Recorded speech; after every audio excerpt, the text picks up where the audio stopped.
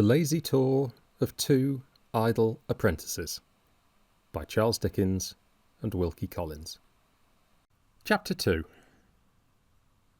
The dog-cart, with Mr. Thomas Idle and his ankle on the hanging seat behind, Mr. Francis Goodchild and the innkeeper in front, and the rain in spouts and splashes everywhere, made the best of its way back to the little inn. The broken moor country looking like miles upon miles of pre-Adamite sop, or the ruins of some enormous Durham of antediluvian toast and water. The trees dripped, the eaves of the scattered cottages dripped, the barren stone walls dividing the land dripped, the yelping dogs dripped, carts and wagons under ill-roofed penthouses dripped, melancholy cocks and hens perching on their shafts or seeking shelter underneath them dripped. Mr. Goodchild dripped. Thomas Idle dripped.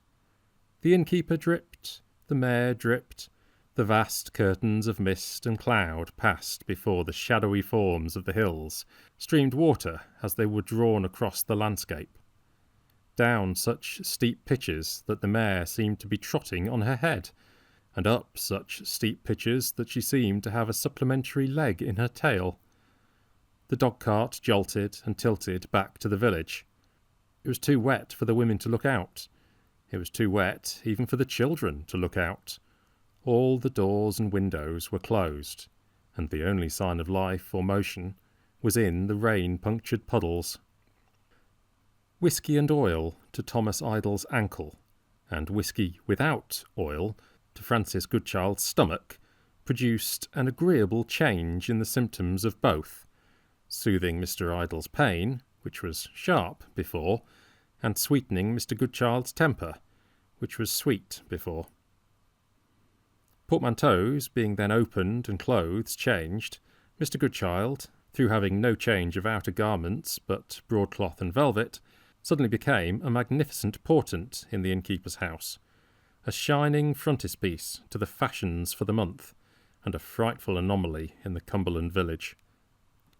Greatly ashamed of his splendid appearance, the conscious Goodchild quenched it as much as possible, in the shadow of Thomas Idle's ankle and in the corner of the little covered carriage that started with them for Wigton, a most desirable carriage for any country, except for its having a flat roof and no sides, which caused the plumps of rain accumulating on the roof to play vigorous games of bagatelle into the interior all the way, and to score immensely.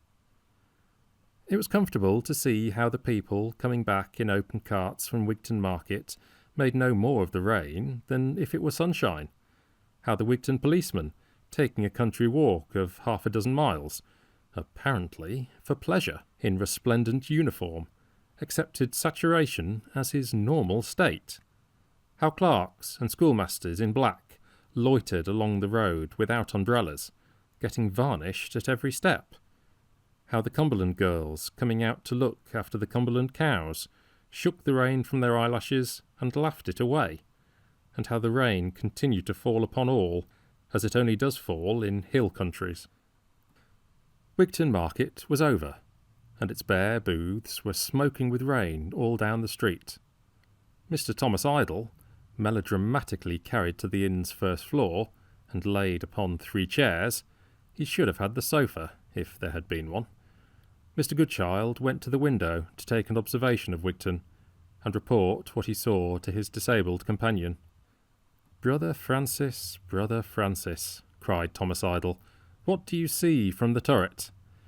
I see, said Brother Francis, what I hope and believe to be one of the most dismal places ever seen by eyes. I see the houses with their roofs of dull black, their strained fronts and their dark-rimmed windows, looking as if they were all in mourning. As every little puff of wind comes down the street, I see a perfect train of rain let off along the wooden stalls in the market-place and exploded against me. I see a very big gas lamp in the centre which I know, by a secret instinct, will not be lighted tonight. I see a pump and a trivet underneath its spout, whereon to stand the vessels that are brought to be filled with water. I see a man come to pump, and he pumps very hard, but no water follows, and he strolls empty away. "Brother Francis, Brother Francis," cried Thomas Idle, "what more do you see from the turret, besides the man and the pump, and the trivet and the houses all in mourning and the rain?" "I see," said Brother Francis, 1, 2, 3, 4, 5 linen-drapers' shops in front of me. I see a linen-draper's shop next door to the right, and there are 5 more linen-drapers' shops down the corner to the left. 11 homicidal linen-drapers' shops within a short stone's throw, each with its hands at the throat of all the rest. Over the small first floor of one of these linen-drapers' shops appears the wonderful inscription, Bank. "Brother Francis, Brother Francis," cried Thomas Idle, "what more do you see from the turret, besides the 11 homicidal linen-drapers' shops, and the wonderful inscription, Bank, on the small first floor, and the man with the pump and the trivet, and the houses all in mourning and the rain?" "I see," said Brother Francis, "the depository for Christian knowledge, and through the dark vapour I think I again make out Mr. Spurgeon looming heavily. Her Majesty the Queen, God bless her, printed in colours, I am sure I see. I see the Illustrated London News of several years ago, and I see a sweetmeat shop, which the proprietor calls a salt warehouse, with one small female child in a cotton bonnet looking in on tiptoe, oblivious of rain. And I see a watchmaker's, with only 3 great pale watches of a dull metal hanging in his window, each in a separate pane. "Brother Francis, Brother Francis," cried Thomas Idle, "what more do you see of Wigton, besides these objects, and the man and the pump, and the trivet, and the houses all in mourning and the rain?" "I see nothing more," said Brother Francis, "and there is nothing more to see, except the curl-paper bill of the theatre, which was opened and shut last week. The manager's family played all the parts, and the short, square, chinky omnibus that goes to the railway, and leads too rattling a life over the stones to hold together long. Oh, yes, now I see 2 men with their hands in their pockets, and their backs towards me." "Brother Francis, Brother Francis," cried Thomas Idle, "what do you make out from the turret of the expression of the 2 men with their hands in their pockets and their backs towards you?" "They are mysterious men," said Brother Francis, "with inscrutable backs. They keep their backs towards me with persistency. If one turns an inch in any direction, the other turns an inch in the same direction, and no more. They turn very stiffly, on a very little pivot, in the middle of the marketplace. Their appearance is partly of a mining, partly of a ploughing, partly of a stable character. They are looking at nothing, very hard. Their backs are slouched, and their legs are curved with much standing about. Their pockets are loose and dog-eared, on account of their hands being always in them. They stand to be rained upon without any movement of impatience or dissatisfaction, and they keep so close together that an elbow of each jostles an elbow of the other, but they never speak. They spit at times, but speak not. I see it growing darker and darker, and still I see them, sole visible population of the place, standing to be rained upon with their backs towards me, and looking at nothing very hard." "Brother Francis, Brother Francis," cried Thomas Idle, "before you draw down the blind of the turret and come in to have your head scorched by the hot gas, see if you can, and impart to me, something of the expression of those 2 amazing men." "The murky shadows," said Francis Goodchild, "are gathering fast, and the wings of evening and the wings of coal are folding over Wigton. Still, they look at nothing very hard, with their backs towards me. Ah, now they turn, And I see— Brother Francis, cried Thomas Idle, tell me quickly what you see of the 2 men of Wigton. I see, said Francis Goodchild, that they have no expression at all. And now the town goes to sleep, undazzled by the large unlighted lamp in the market-place, and let no man wake it. At the close of the next day's journey, Mr. Thomas Idle's ankle became much swollen and inflamed. There are reasons which will presently explain themselves for not publicly indicating the exact direction in which that journey lay, or the place in which it ended. It was a long day's shaking of Thomas Idle over the rough grounds, and a long day's getting out and going on before the horses, and fagging up hills and scouring down hills on the part of Mr. Goodchild, who, in the fatigues of such labours, congratulated himself on attaining a high point of idleness. It was at a little town, still in Cumberland, that they halted for the night. A very little town, with the purple and brown moor close upon its one street, a curious little ancient market cross set up in the midst of it, and the town itself looking much as if it were a collection of great stones piled on end by the Druids long ago, which a few recluse people had since hollowed out for habitations. "Is there a doctor here?" asked Mr. Goodchild, on his knee, of the motherly landlady of the little inn, stopping in the examination of Mr. Idle's ankle with the aid of a candle. "Eh, my word," said the landlady, glancing doubtfully at the ankle for herself. "There's Dr. Speddy." "Is he a good doctor?" "Eh," said the landlady, "I came so. I comes after nae doctor that I ken, man or witch. I's just the doctor here." "Do you think he is at home?" Her reply was, "Gang away, Jock, and bring him." Jock, a white-headed boy, who, under pretence of stirring up some bay salt in a basin of water for the laving of this unfortunate ankle, had greatly enjoyed himself for the last 10 minutes in splashing the carpet, set off promptly. A very few minutes had elapsed when he showed the doctor in, by tumbling against the door before him and bursting it open with his head. "Gently, Jock, gently," said the doctor as he advanced with a quiet step. "Gentlemen, a good evening. I am sorry that my presence is required here. A slight accident, I hope? A slip and a fall? Yes. Carrick, indeed. Ha! Does that pain you, sir? No doubt it does. It is the great connecting ligament here, you see, that has been badly strained. Time and rest, sir. They are often the recipe in greater cases." With a slight sigh. "And often the recipe in small. I can send a lotion to relieve you, but we must leave the cure to time and rest." This he said, holding Idle's foot on his knee between his 2 hands, as he sat over against him. He touched it tenderly and skilfully in explanation of what he said, and, when his careful examination was completed, softly returned it to its former horizontal position on a chair. He spoke with a little irresolution whenever he began, but afterwards fluently. He was a tall, thin, large-boned old gentleman, with an appearance, at first sight, of being hard-featured, but, at a second glance, the mild expression of his face and some particular touches of sweetness and patience about his mouth corrected this impression, and assigned his long professional rides, by day and night, in the bleak hill weather, as the true cause of that appearance. He stooped very little, though past 70, and very grey.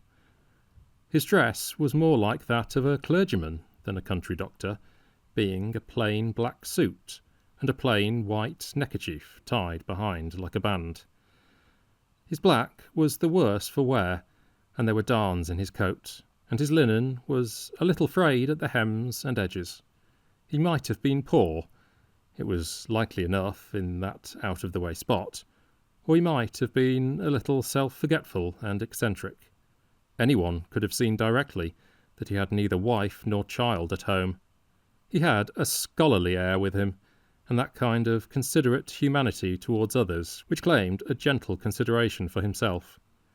Mr. Goodchild made the study of him while he was examining the limb, and as he laid it down. Mr. Goodchild wishes to add that he considers it a very good likeness.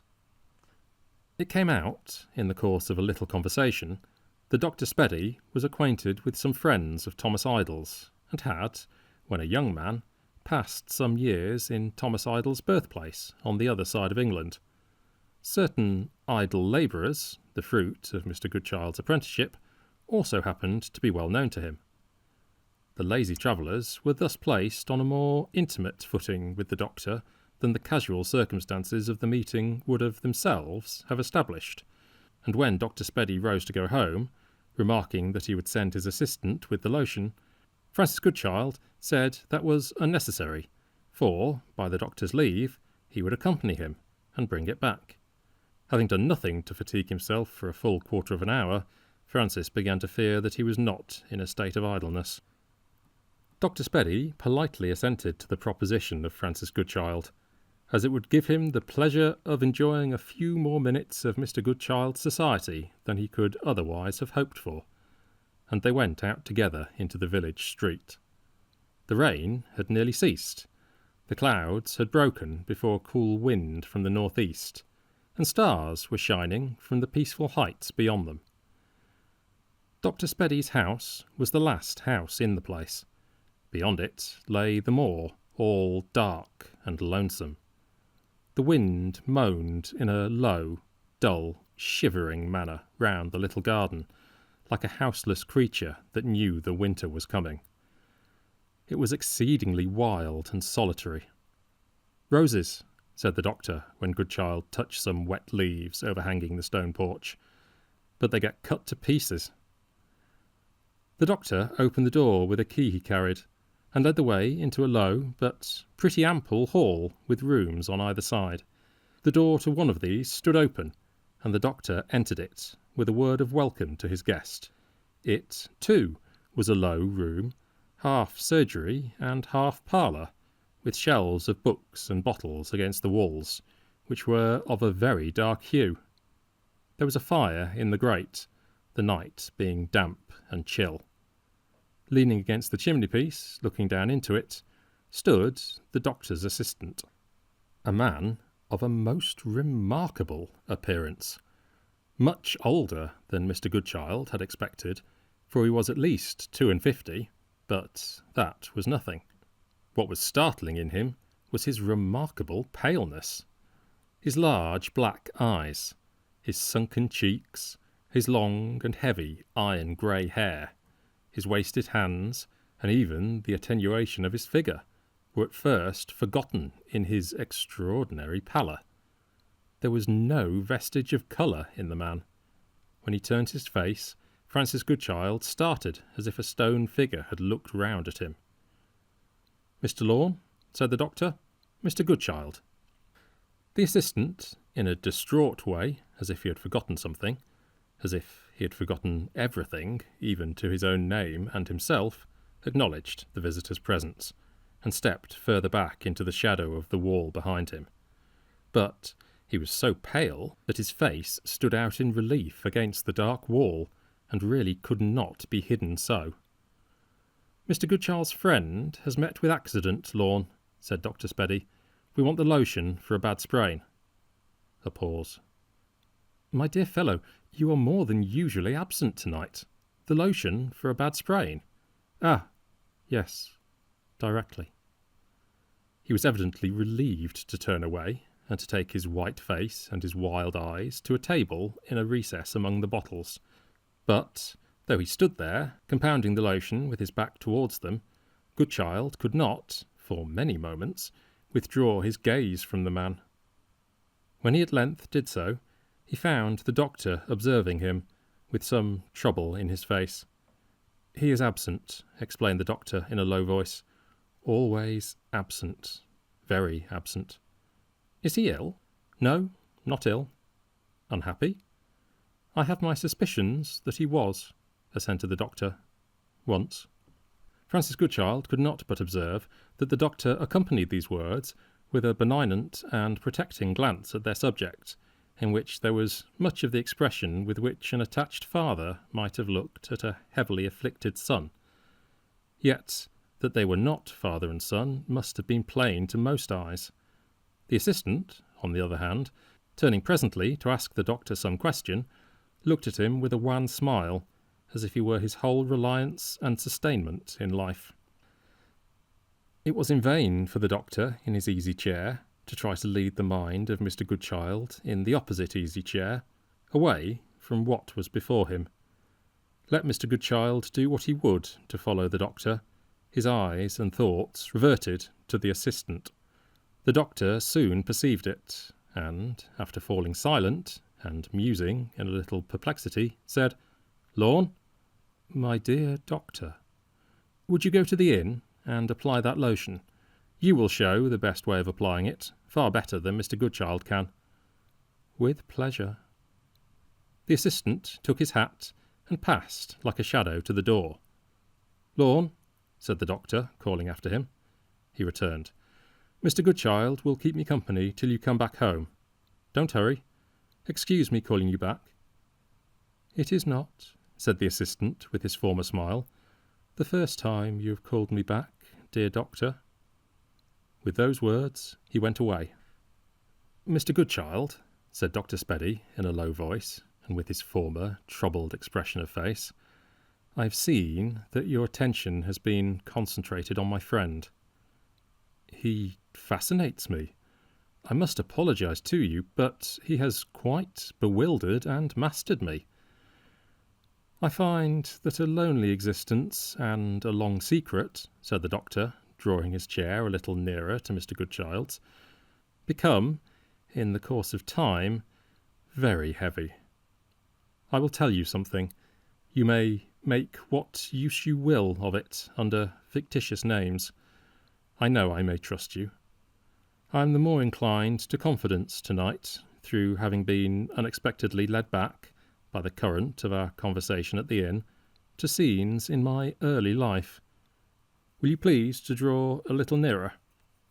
Mr. Goodchild drew a little nearer, and the doctor went on thus speaking, for the most part in so cautious a voice that the wind, though it was far from high, occasionally got the better of him.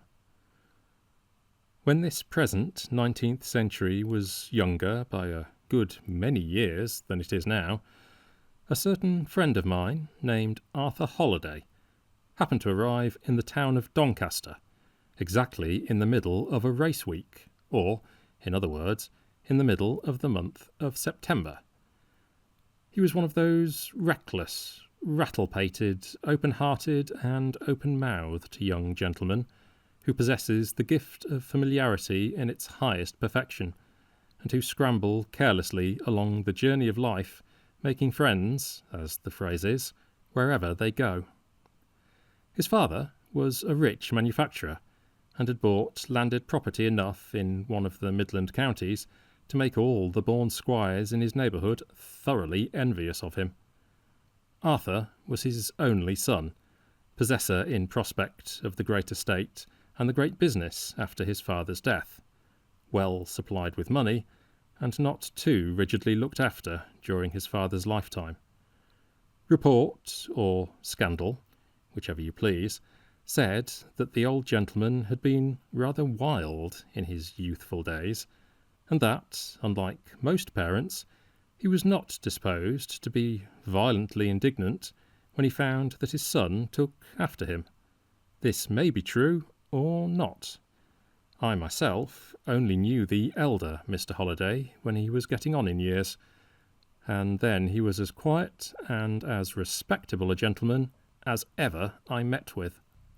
Well, one September, as I told you, young Arthur comes to Doncaster, having decided, all of a sudden, in his hare-brained way, that he would go to the races. He did not reach the town till towards the close of the evening, and he went at once to see about his dinner and bed at the principal hotel. Dinner they were ready enough to give him, but as for a bed, they laughed when he mentioned it. In the race week at Doncaster, it is no uncommon thing for visitors who have not bespoken apartments to pass the night in their carriages at the inn-doors. As for the lower sort of strangers, I myself have often seen them at that full time, sleeping out on the doorsteps for want of a covered place to creep under. Rich as he was, Arthur's chance of getting a night's lodging, seeing that he had not written beforehand to secure one, were more than doubtful. He tried the second hotel, and the third hotel, and 2 of the inferior inns after that, and was met everywhere by the same form of answer. No accommodation for the night of any sort was left. All the bright golden sovereigns in his pocket would not buy him a bed at Doncaster in the race week.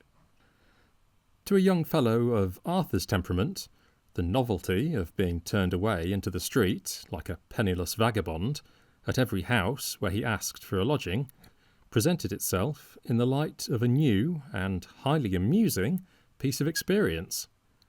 He went on, with his carpet-bag in his hand, applying for a bed at every place of entertainment for travellers that he could find in Doncaster, until he wandered into the outskirts of the town.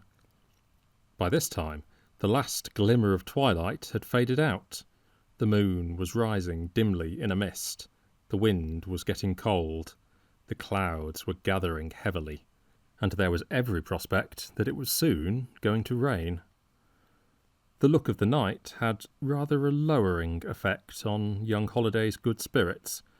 He began to contemplate the houseless situation in which he was placed from the serious rather than the humorous point of view, and he looked about him for another public house to inquire at, with something very like downright anxiety in his mind on the subject of a lodging for the night.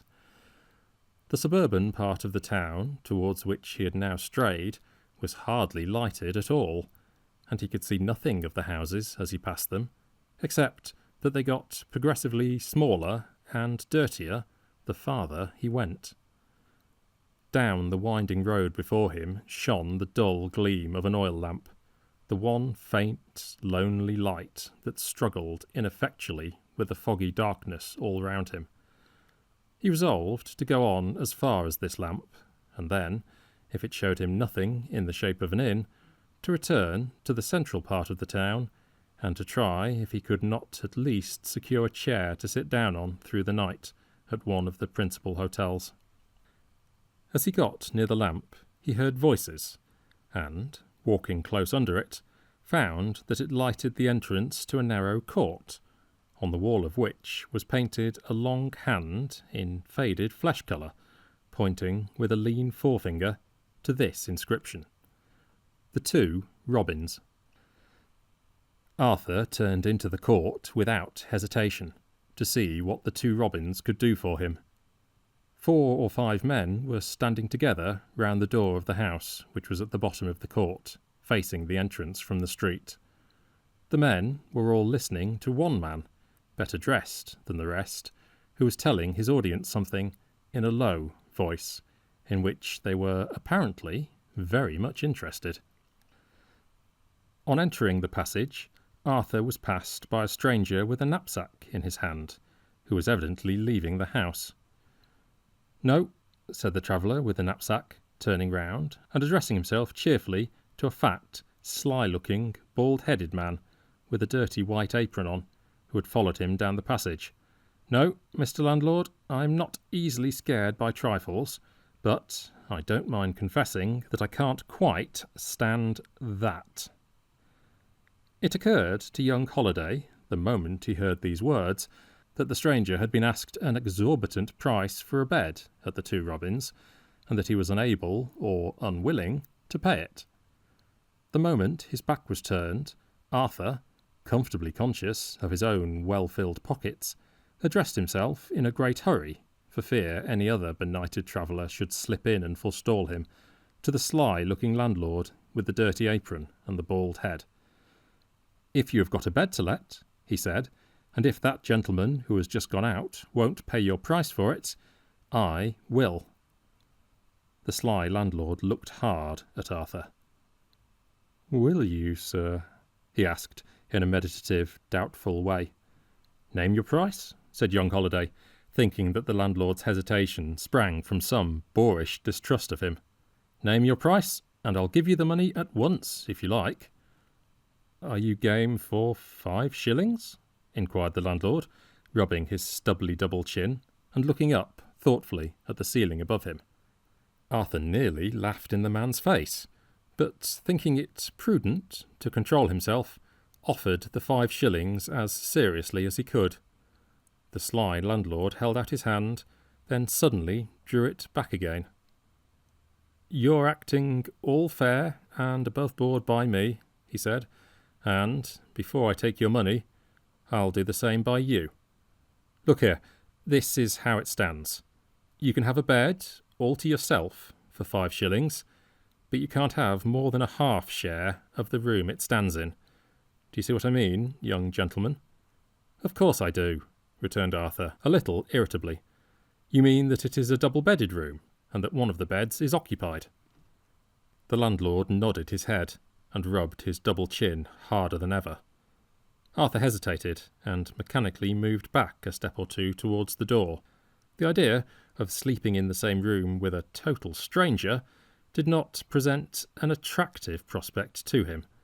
He felt more than half inclined to drop his 5 shillings into his pocket and to go out into the street once more. "Is it yes or no?" asked the landlord. "Settle it as quick as you can, because there's lots of people wanting a bed at Doncaster tonight, besides you." Arthur looked towards the court and heard the rain falling heavily in the street outside. He thought he would ask a question or two before he rashly decided on leaving the shelter of the 2 robins. "What sort of a man is it who has got the other bed?" he inquired. "Is he a gentleman? I mean, is he a quiet, well-behaved person?" "The quietest man I ever came across," said the landlord, rubbing his fat hands stealthily one over the other. "As sober as a judge, and as regular as clockwork in his habits. It hasn't struck 9 not 10 minutes ago, and he's in his bed already. I don't know whether that comes up to your notion of a quiet man. It goes a long way ahead of mine, I can tell you." "Is he asleep, do you think?" asked Arthur. "I know he's asleep," returned the landlord. "And what's more, he's gone off so fast that I'll warrant you don't wake him." "This way, sir," said the landlord, speaking over young Holliday's shoulder, as if he was addressing some new guest who was approaching the house. "Here you are," said Arthur, determined to be beforehand with the stranger, whoever he might be. "I'll take the bed." And he handed the 5 shillings to the landlord, who nodded, dropped the money carelessly into his waistcoat pocket, and lighted the candle. "Come up and see the room," said the host of the 2 robins, leading his way to the staircase quite briskly, considering how fat he was. They mounted to the 2nd floor of the house. The landlord half opened a door fronting the landing, then stopped and turned round to Arthur. "It's a fair bargain, mind, on my side as well as on yours," he said. "You give me 5 shillings, I give you, in return, a clean, comfortable bed, and I warrant, beforehand, that you won't be interfered with or annoyed in any way by the man who sleeps in the same room as you." Saying those words, he looked hard for a moment in young Holliday's face, and then led the way into the room. It was larger and cleaner than Arthur had expected it would be. The 2 beds stood parallel with each other, a space of about 6 feet intervening between them. They were both of the same medium size, and both had the same plain white curtains made to draw, if necessary, all round them. The occupied bed was the bed nearest the window. The curtains were all drawn round this, except the half-curtain at the bottom, on the side of the bed furthest from the window. Arthur saw the feet of the sleeping man, raising the scanty clothes into a sharp little eminence, as if he was lying flat on his back. He took the candle and advanced softly to draw the curtain, stopped halfway, and listened for a moment, then turned to the landlord. "He's a very quiet sleeper," said Arthur. "Yes," said the landlord, "very quiet." Young Holliday advanced with the candle and looked in at the man cautiously. "How pale he is," said Arthur. "Yes," returned the landlord. Pale enough, isn't he?" Arthur looked closer at the man. The bedclothes were drawn up to his chin, and they lay perfectly still over the region of his chest. Surprised, and vaguely startled as he noticed this, Arthur stooped down closer over the stranger, looked at his ashy, parted lips, listened breathlessly for an instant, looked again at the strangely still face and the motionless lips and chest, and turned round suddenly on the landlord, with his own cheeks as pale for the moment as the hollow cheeks of the man on the bed. "Come here," he whispered under his breath. "Come here, for God's sake. The man's not asleep. He is dead." "You have found that out sooner than I thought you would," said the landlord composedly. "Yes, he's dead, sure enough. He died at 5 o'clock today." "How did he die? Who is he?" asked Arthur, staggered for a moment by the audacious coolness of the answer. "As to who he is," rejoined the landlord, "I know no more about him than you do. There are his books and letters and things, all sealed up in that brown paper parcel, for the coroner's inquest to open tomorrow or next day. He's been here a week, paying his way fairly enough, and stopping indoors for the most part, as if he was ailing. My girl brought him up his tea at 5 today, and as he was pouring of it out, he fell down in a faint, or a fit, or a compound of both, for anything I know. We could not bring him to, and I said he was dead. And the doctor couldn't bring him to, and the doctor said he was dead. And there he is, and the coroner's inquest coming as soon as it can. And that's as much as I know about it." Arthur held the candle close to the man's lips. The flame still burnt straight up, as steadily as before. There was a moment of silence, and the rain pattered drearily through it against the panes of the window. "If you haven't got nothing more to say to me," continued the landlord, "I suppose I may go. You don't expect your 5 shillings back, do you? There's the bed I promised you, clean and comfortable. There's the man I warranted not to disturb you, quiet in this world forever. If you're frightened to stop alone with him, that's not my lookout. I've kept my part of the bargain, and I mean to keep the money. I'm not Yorkshire myself, young gentleman, but I've lived long enough in these parts to have my wits sharpened, and I shouldn't wonder if you found out the way to brighten up yours next time you come amongst us." With these words, the landlord turned towards the door, and laughed to himself softly in high satisfaction at his own sharpness. Startled and shocked as he was, Arthur had by this time sufficiently recovered himself to feel indignant at the trick that had been played on him, and at the insolent manner in which the landlord exulted in it. "Don't laugh," he said sharply, "till you are quite sure you have got the laugh against me. You shan't have the 5 shillings for nothing, my man. I'll keep the bed." "Will you?" said the landlord. "Then I wish you a good night's rest." With that brief farewell, he went out and shut the door after him. A good night's rest! The words had hardly been spoken, the door had hardly been closed, before Arthur half repented the hasty words that had just escaped him. Though not naturally oversensitive, and not wanting in courage of the moral as well as the physical sort, the presence of the dead man had an instantaneously chilling effect on his mind when he found himself alone in the room, alone and bound by his own rash words to stay there till the next morning. An older man would have thought nothing of those words, and would have acted, without reference to them, as his calmer sense suggested. But Arthur was too young to treat the ridicule, even of his inferiors, with contempt, too young not to fear the momentary humiliation of falsifying his own foolish boast, more than he feared the trial of watching out the long night in the same chamber with the dead.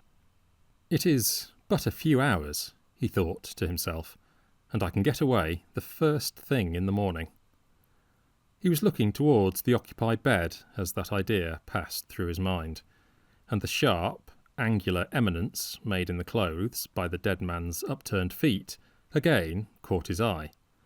He advanced and drew the curtains, purposely abstaining, as he did so, from looking at the face of the corpse, lest he might unnerve himself at the outset by fastening some ghastly impression of it on his mind.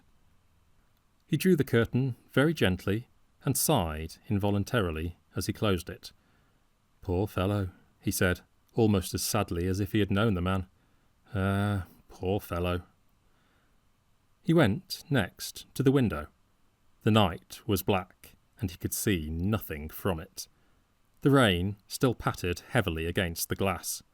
He inferred, from hearing it, that the window was at the back of the house, remembering that the front was sheltered from the weather by the court and the buildings over it.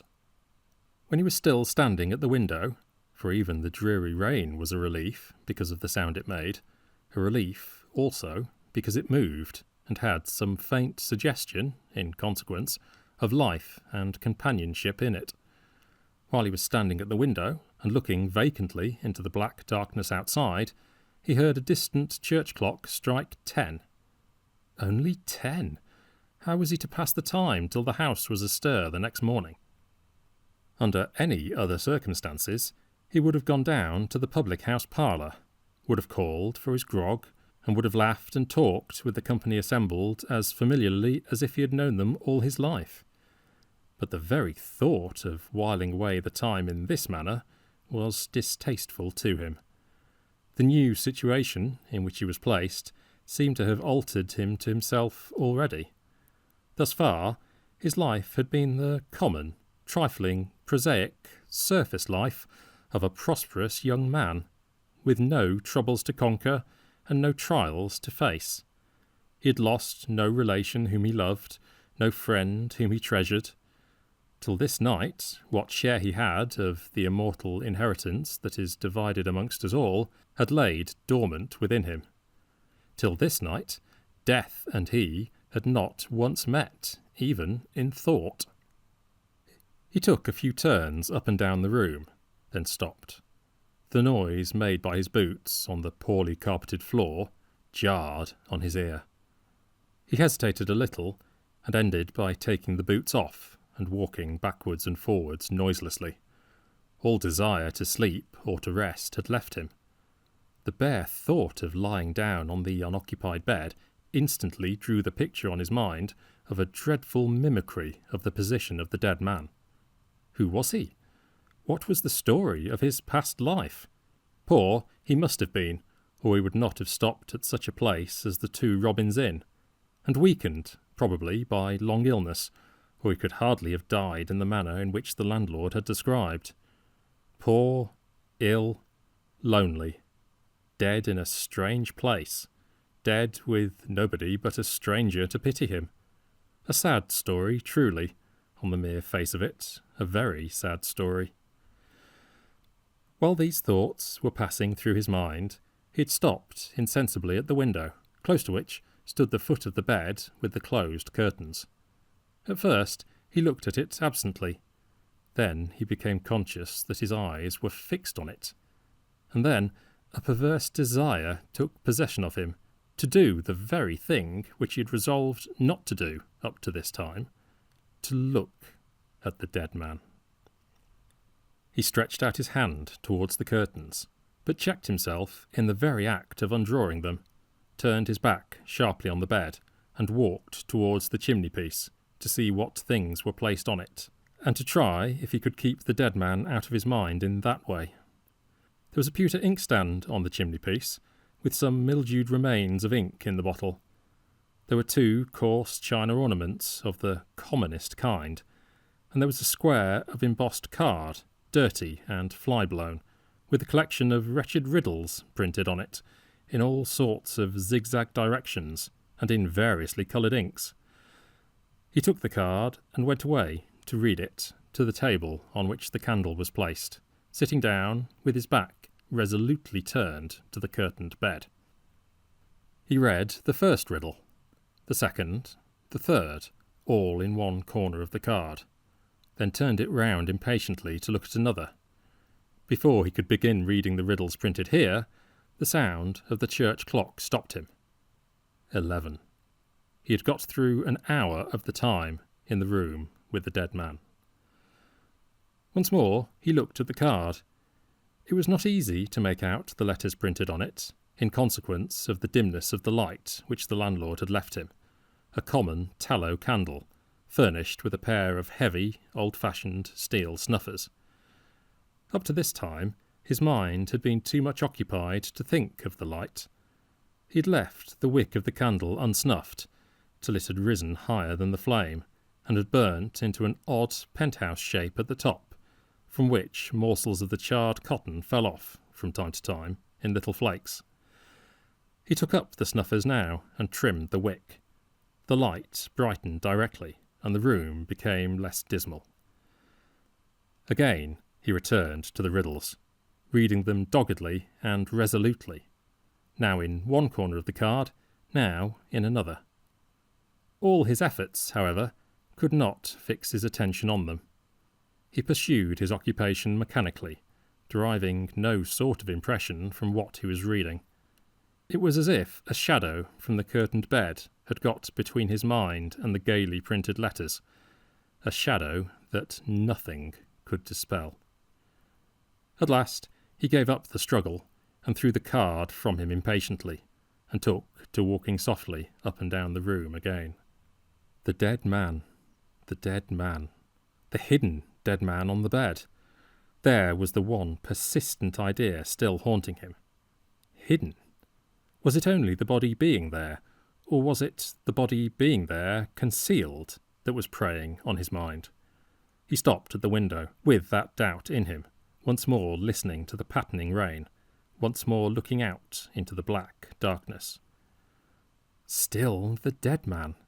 The darkness forced his mind back upon itself, and set his memory to work, reviving, with a painfully vivid distinctness, the momentary impression it had received from the first sight of the corpse.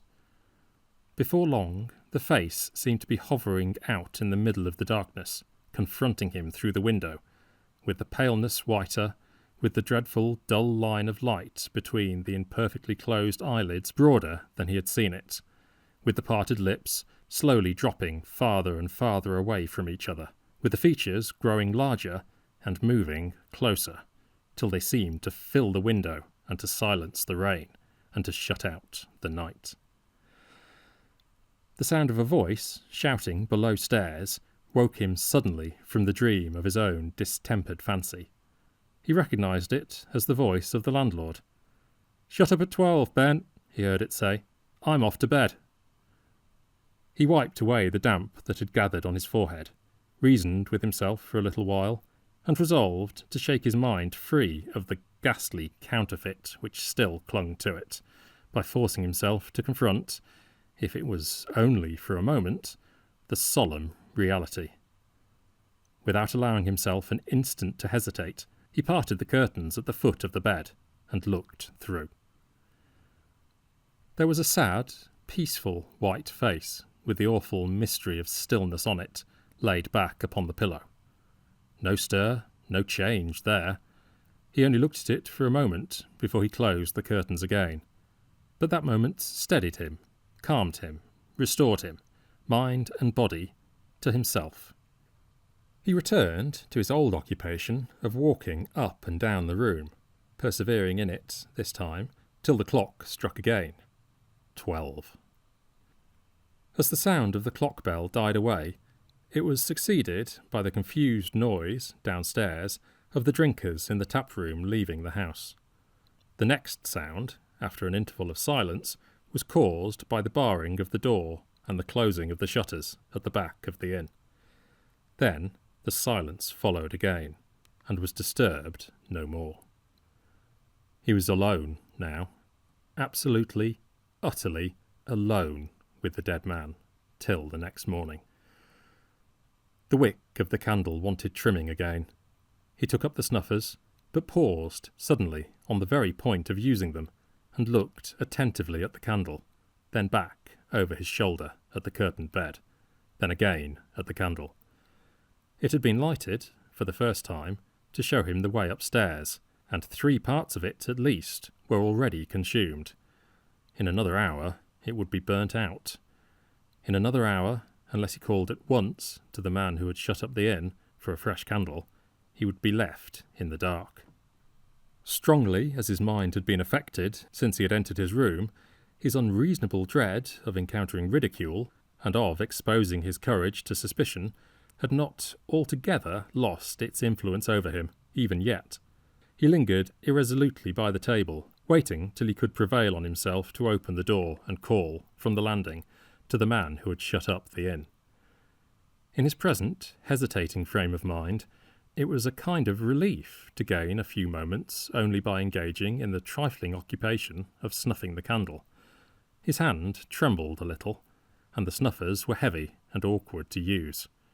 When he closed them on the wick, he closed them a hair's breadth too low. In an instant the candle was out, and the room was plunged in pitch darkness. The one impression which the absence of light immediately produced on his mind was distrust of the curtained bed, distrust which shaped itself into no distinct idea, but which was powerful enough in its very vagueness to bind him down to his chair, to make his heart beat fast, and to set him listening intently. No sound stirred in the room but the familiar sound of the rain against the window, louder and sharper now than he had heard it yet.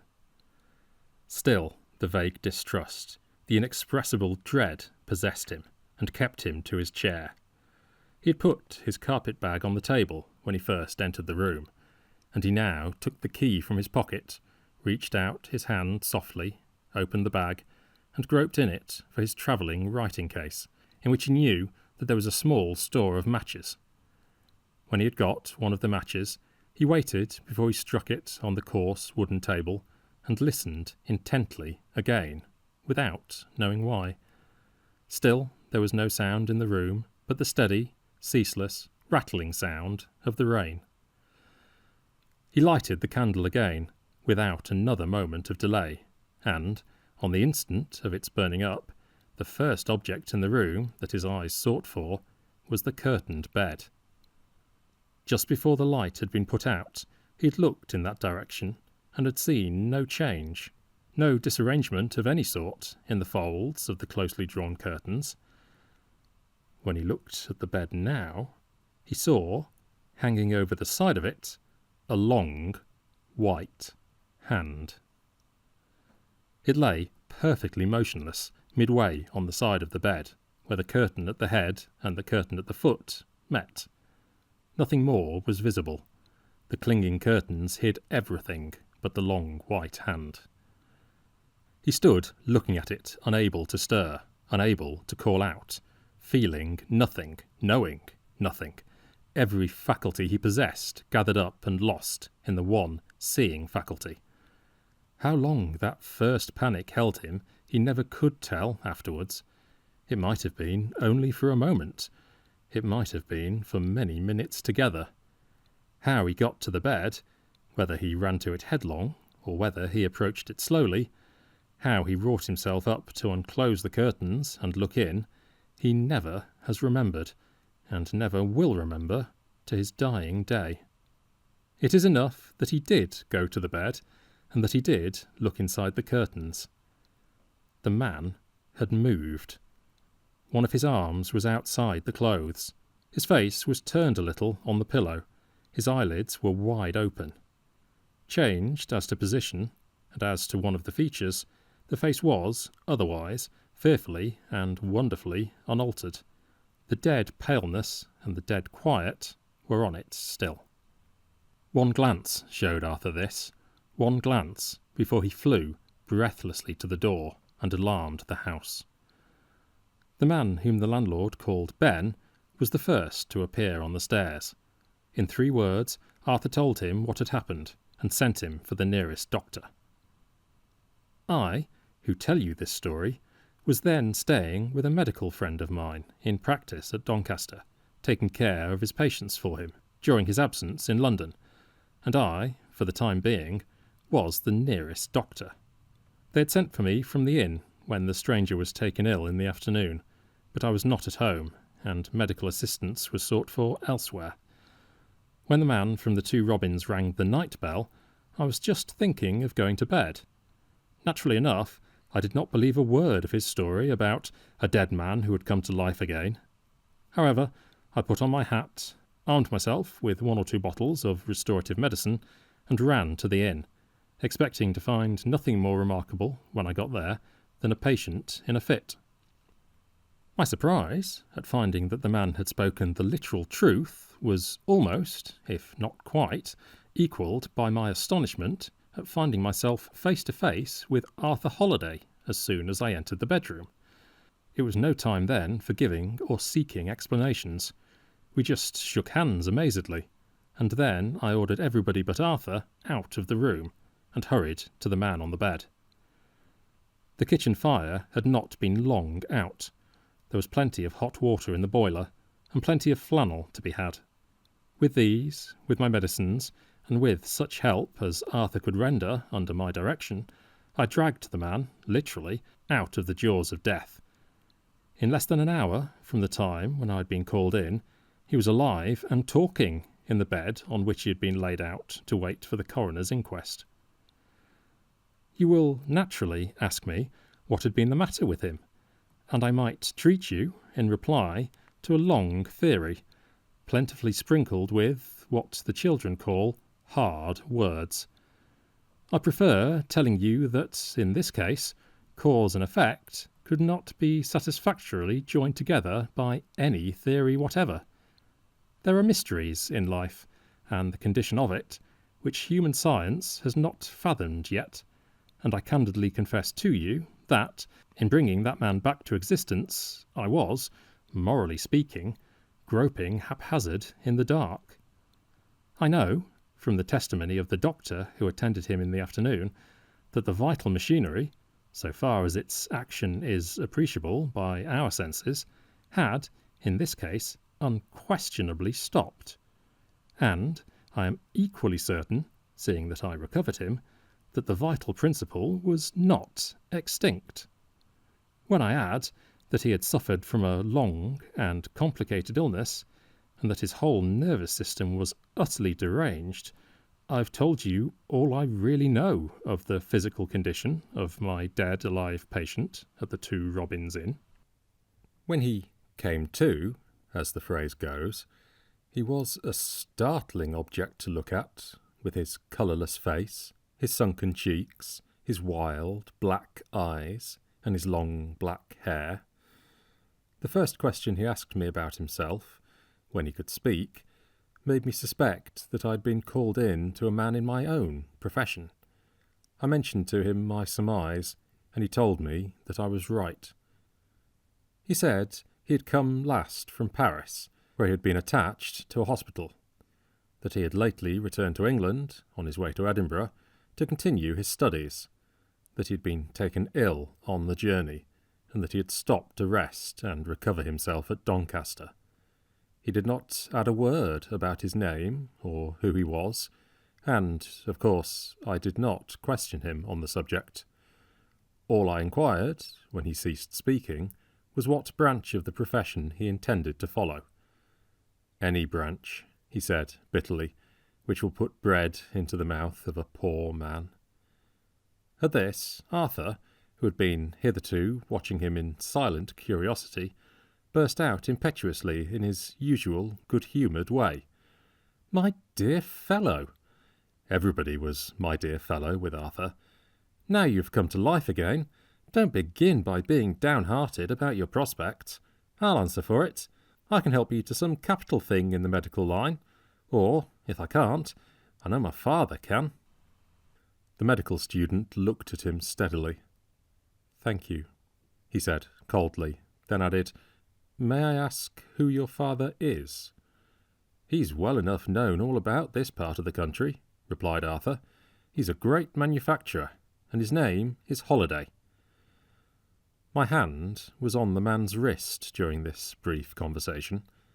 The instant the name of Holliday was pronounced, I felt the pulse under my fingers flutter, stop, go on suddenly with a bound, and beat afterwards, for a minute or two, at the fever rate. "How did you come here?" asked the stranger quickly, excitably, passionately almost. Arthur related briefly what had happened from the time of his first taking the bed at the inn. "I am indebted to Mr. Holliday's son, then, for the help that has saved my life," said the medical student, speaking to himself with a singular sarcasm in his voice. "Come here." He held out, as he spoke, his long, white, bony right hand. "With all my heart," said Arthur, taking the hand cordially. "I may confess it now," he continued, laughing. "Upon my honour, you almost frightened me out of my wits." The stranger did not seem to listen. His wild black eyes were fixed with a look of eager interest on Arthur's face, and his long, bony fingers kept tight hold of Arthur's hand. Young Holliday, on his side, returned the gaze, amazed and puzzled by the medical student's odd language and manners. The two faces were close together. I looked at them, and, to my amazement, I was suddenly impressed by the sense of a likeness between them, not in features or complexion, but solely in expression. It must have been a strong likeness, or I should certainly not have found it out, for I am naturally slow at detecting resemblances between faces. "You have saved my life," said the strange man, still looking hard in Arthur's face, still holding tightly by his hand. "If you had been my own brother, you could not have done more for me than that." He laid a singularly strong emphasis on those three words, "my own brother," and a change passed over his face as he pronounced them, a change that no language of mine is competent to describe. "I hope I have not done being of service to you yet," said Arthur. "I'll speak to my father as soon as I get home." "You seem to be fond and proud of your father," said the medical student. "I suppose, in return, he is fond and proud of you?" "Of course he is," answered Arthur, laughing. "Is there anything wonderful in that? Isn't your father fond—" The stranger suddenly dropped young Holliday's hand and turned his face away. "I beg your pardon," said Arthur. "I hope I have not unintentionally pained you. I hope you've not lost your father." "I can't well lose what I've never had," retorted the medical student, with a harsh, mocking laugh. "What you have never had?" The strange man suddenly caught Arthur's hand again, suddenly looked once more hard in his face. "Yes," he said, with a repetition of the bitter laugh. "You have brought a poor devil back into the world who has no business there. Do I astonish you? Well, I have a fancy of my own for telling you what men in my situation generally keep a secret. I have no name and no father. The merciful law of society tells me I am nobody's son. Ask your father if he will be my father too, and help me on in life with the family name." Arthur looked at me, more puzzled than ever. I signed to him to say nothing, and then laid my fingers again on the man's wrist. No, in spite of the extraordinary speech that he had just made, he was not, as I had been disposed to suspect, beginning to get light-headed. His pulse, by this time, had fallen back to a quiet, slow beat, and his skin was moist and cool, not a symptom of fever or agitation about him. Finding that neither of us answered him, he turned to me and began talking of the extraordinary nature of his case, and asking my advice about the future course of medical treatment to which he ought to subject himself. I said the matter required careful thinking over, and suggested that I should submit certain prescriptions to him the next morning. He told me to write them at once, as he would, most likely, be leaving Doncaster in the morning, before I was up. It was quite useless to represent to him the folly and danger of such a proceeding as this.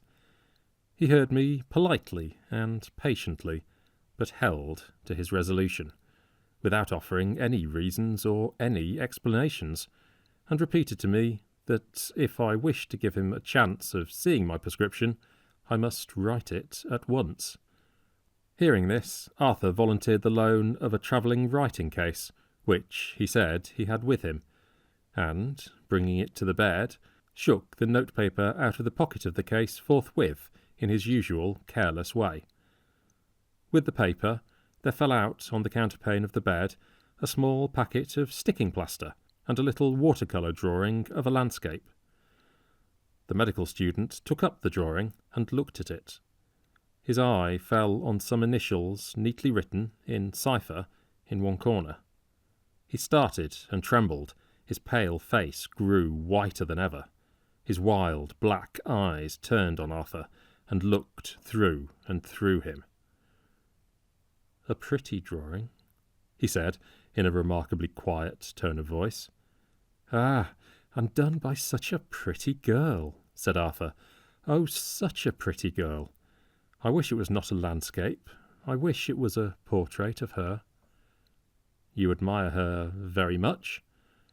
Arthur, half in jest, half in earnest, kissed his hand for answer. "Love at first sight," he said, putting the drawing away again. "But the course of it doesn't run smooth. It's the old story. She's monopolised as usual, trammelled by a rash engagement to some poor man who is never likely to get money enough to marry her. It was lucky I heard of it in time, or I should certainly have risked a declaration when she gave me that drawing. Here, Doctor, here is pen, ink, and paper, all ready for you." "When she gave you that drawing?" Gave it. He repeated the words slowly to himself, and suddenly closed his eyes. A momentary distortion passed across his face, and I saw one of his hands clutch up the bedclothes and squeeze them hard. I thought he was going to be ill again, and begged that there might be no more talking. He opened his eyes when I spoke, fixed them once more searchingly on Arthur, and said, slowly and distinctly, "You like her, and she likes you. The poor man may die out of your way. Who can tell that she may not give you herself as well as her drawing after all?" Before young Holiday could answer, he turned to me and said in a whisper, "Now for the prescription." From that time, though he spoke to Arthur again, he never looked at him more. When I had written the prescription, he examined it, approved of it, and then astonished us both by abruptly wishing us good night. I offered to sit up with him, and he shook his head. Arthur offered to sit up with him, and he said shortly, with his face turned away, "No." I insisted on having somebody left to watch him. He gave way when he found I was determined, and said he would accept the services of the waiter at the inn. "Thank you, both," he said, as we rose to go. "I have one last favour to ask, not of you, Doctor, for I leave you to exercise your professional discretion, but of Mr. Holiday." His eyes, while he spoke, still rested steadily on me, and never once turned towards Arthur. "I beg that Mr. Holiday will not mention to anyone, least of all to his father, the events that have occurred and the words that have passed in this room. I entreat him to bury me in his memory as, but for him, I might have been buried in my grave. I cannot give my reasons for making this strange request. I can only implore him to grant it." His voice faltered for the last time, and he hid his face on the pillow. Arthur, completely bewildered, gave the required pledge. I took young Holiday away with me immediately afterwards to the house of my friend, determining to go back to the inn and to see the medical student again before he had left in the morning. I returned to the inn at 8 o'clock, purposefully abstaining from waking Arthur, who was sleeping off the past night's excitement on one of my friend's sofas. A suspicion had occurred to me as soon as I was alone in my bedroom, which made me resolve that Holiday and the stranger, whose life he had saved, should not meet again if I could prevent it. I have already alluded to certain reports or scandals which I knew of, relating to the early life of Arthur's father. While I was thinking, in my bed, of what had passed at the inn, of the change in the student's pulse when he heard the name of Holiday, of the resemblance of expression that I had discovered between his face and Arthur's, of the emphasis he had laid on those 3 words, my own brother, and of his incomprehensible acknowledgment of his own illegitimacy. While I was thinking of these things, the reports I have mentioned suddenly flew into my mind, and linked themselves fast to the chain of my previous reflections. Something within me whispered, it is best that those 2 young men should not meet again. I felt it before I slept. I felt it when I woke, and I went, as I told you, alone to the inn the next morning. I had missed my only opportunity of seeing my nameless patient again. He'd been gone nearly an hour when I inquired for him. I have now told you everything that I know for certain in relation to the man whom I brought back to life in the double-bedded room of the inn at Doncaster. What I have next to add is matter for inference and surmise, and is not, strictly speaking, matter of fact. I have to tell you, first, that the medical student turned out to be strangely and unaccountably right in assuming it as more than probable that Arthur Holliday would marry the young lady who had given him the watercolour drawing of the landscape. That marriage took place a little more than a year after the events occurred which I have just been relating. The young couple came to live in the neighbourhood in which I was then established in practice. I was present at the wedding, and was rather surprised to find that Arthur was singularly reserved with me, both before and after his marriage, on the subject of the young lady's prior engagement. He only referred to it once when we were alone, merely telling me, on that occasion, that his wife had done all that honour and duty required of her in the matter, and that the engagement had been broken off with the full approval of her parents. I never heard more from him than this. For 3 years he and his wife lived together happily. At the expiration of that time, the symptoms of a serious illness first declared themselves in Mrs. Arthur Holliday. It turned out to be a long, lingering, hopeless malady. I attended her throughout. We had been great friends when she was well, and we became more attached to each other than ever when she was ill. I had many long and interesting conversations with her in the intervals when she suffered least. The result of one of these conversations I may briefly relate, leaving you to draw any inferences from it that you please. The interview to which I refer occurred shortly before her death. I called one evening, as usual, and found her alone, with a look in her eyes which told me that she had been crying. She only informed me, at first, that she had been depressed in spirits, but, by little and little, she became more communicative, and confessed to me that she had been looking over some old letters which had been addressed to her, before she had seen Arthur, by a man to whom she had been engaged to be married. I asked her how the engagement came to be broken off. She replied that it had not been broken off, but that it had died out in a very mysterious way. The person to whom she was engaged, her first love, she called him, was very poor, and there was no immediate prospect of their being married. He followed my profession and went abroad to study. They had corresponded regularly until the time when, as she believed, he had returned to England. From that period she heard no more of him.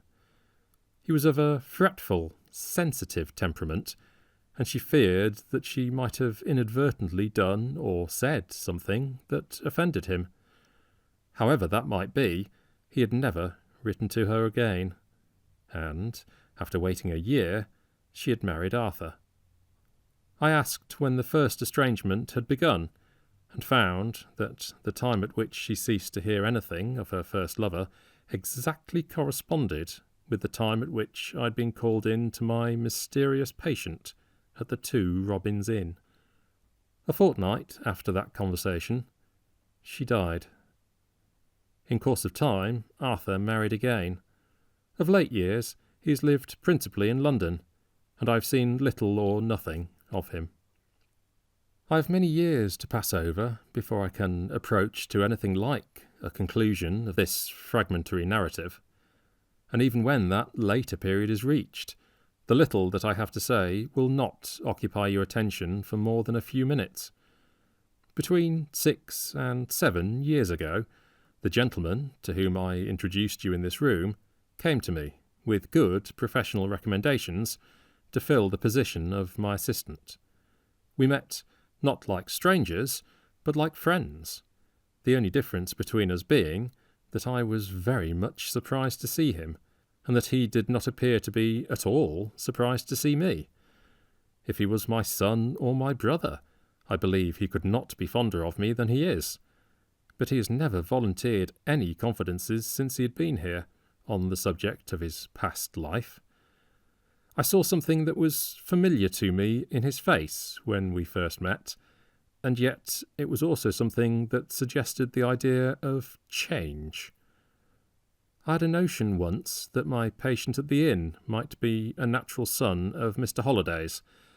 I had another idea that he might also have been the man who was engaged to Arthur's first wife, and I have a third idea, still clinging to me, that Mr. Lorne is the only man in England who could really enlighten me, if he chose, on both those doubtful points. His hair is not black now, and his eyes are dimmer than the piercing eyes that I remember. But, for all that, he is very like the nameless medical student of my young days. Very like him. And sometimes, when I come home late at night and find him asleep and wake him, he looks, in coming to, wonderfully like the stranger at Doncaster, as he raised himself in the bed on that memorable night. The doctor paused. Mr. Goodchild, who had been following every word that fell from his lips up to this time, leaned forward eagerly to ask a question. Before he could say a word, the latch of the door was raised, without any warning sound of footsteps in the passage outside.